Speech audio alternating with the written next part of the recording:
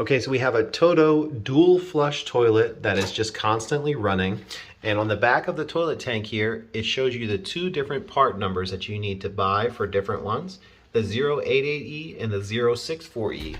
But I could not find anywhere online the actual dimensions of these ones so that you could measure it and pick the right one. So over here I have, this is the 088E, and it is about 2.5, 2.25, and then the 064 is over 3 inches. It's like about 3.5.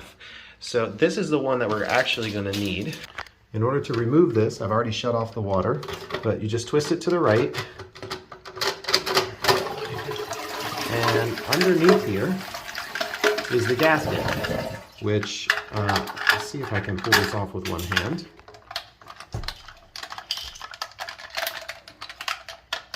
Okay, and you can see on this gasket, it's all bubbled up, and that's what's causing the leak.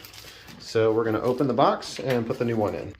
Okay, so we've got it open, and it looks like it's two different ones, but it's actually about the same thickness. I'd say it's about 1/4 inch in thickness on this. So we're gonna go ahead and put this thing in.